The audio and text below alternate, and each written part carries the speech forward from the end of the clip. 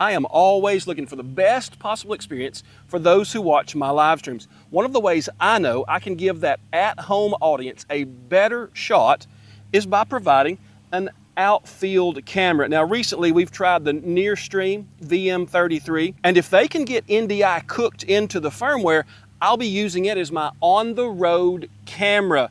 But for now, I have to go UVC out to HDMI, HDMI out to NDI, and then get it on the network. So it's a little bit convoluted to use as a regular everyday setup. If they can get NDI baked in, I will be using it when I go on the road. Quick and easy, put it on the network. All I need is the router out there beside it and we're good to go. I've also tested recently the Avcan's 20x pan tilt zoom camera.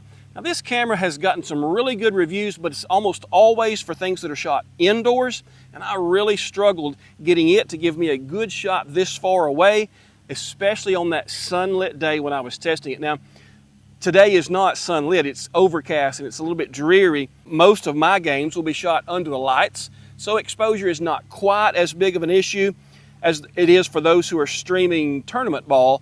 So I don't have an apples to apples comparison between the camera I'm testing today and that Avcan's 20x zoom, but I can show you just how clear a shot a 30x zoom will give you over that 20x zoom. FoMaKo 30X PTZ NDI auto tracking camera out in center field. Let's switch over to that shot. Now here is a great shot from all the way zoomed out. Coach is mowing right now. He's going just under that camera. You're going to see him come across the screen. And I have my presets already set up for this shot. Now, all the way zoomed out is where we'll start, but I have a preset set up here to catch most of the infield. So zoomed in just a little bit. I should be catching the center fielder in this view for whatever it is he's going to be doing.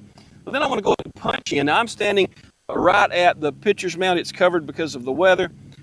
Let's go ahead and get punched into this pitcher-batter exchange. Here's where we're going to see the downside of setting my exposure manually.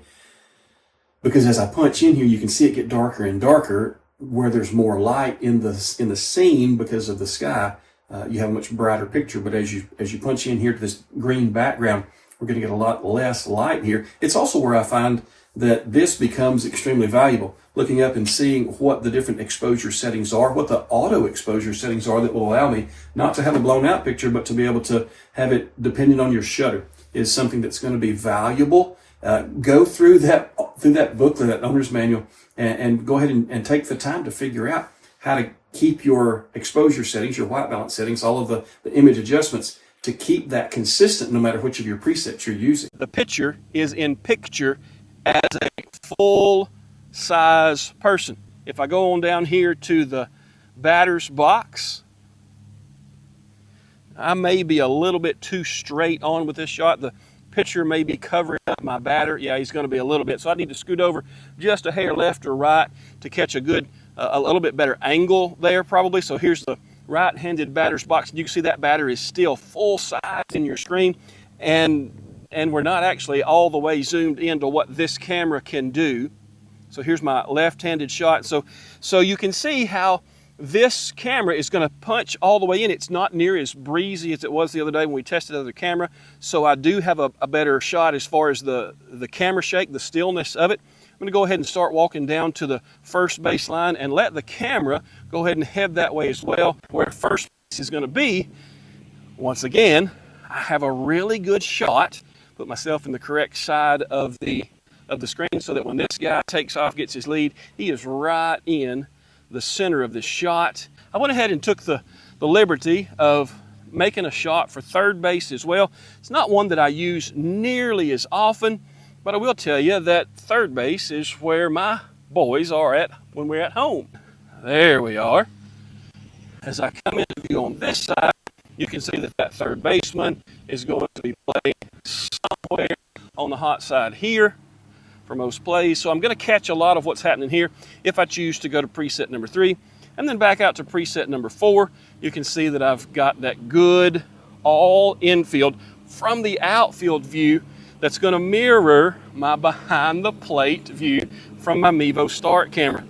I really like the possibilities of what this is going to give me as it puts me back into a place where I'm covering so much more of the field. If you find videos like this valuable, how about hitting that like button? It's the best way I've found for YouTube to tell me to keep on producing content just like this. So one of the great things about this camera is it's going to give us the ability to reach farther than I've ever been able to reach on a baseball field.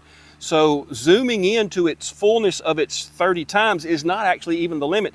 It includes some digital zoom. Now I know I don't like to use digital zoom because it does degrade the picture. We'll talk about tracking in the next video that we do about this camera. And then let's talk about power delivery. You're going to need to be able to power this, and it does require a 110 outlet. You're not going to be able to power this with just a power bank with a USB port. You're going to need the 110 outlet.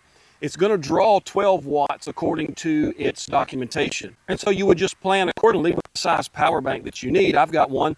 It's a 25,600 with a single AC outlet, and it's running both the router that's out there as well as the camera that's out there. There's a link in the description so you can find out for yourself if this is the kind of camera that would level up your live stream as well. The next time I bring this camera out and do a little bit of testing, we're going to run through the paces on the auto tracking. I've done a little bit indoors, I've done a little bit at home, but I'd really like to see how it auto tracks. It has personal auto tracking, I think is what it's referred to in their documentation, as well as having regional auto track. So this FoMaKo 30 times zoom camera is going to give us 4 regions of tracking. We'll explore that and its personal tracking, the tracking of an individual as well. And if it works like they say it's going to work, I look forward to being able to put the center fielder as the object of my tracking and let him take me to wherever the play is going, because he's going to back up every play if he's doing his job right.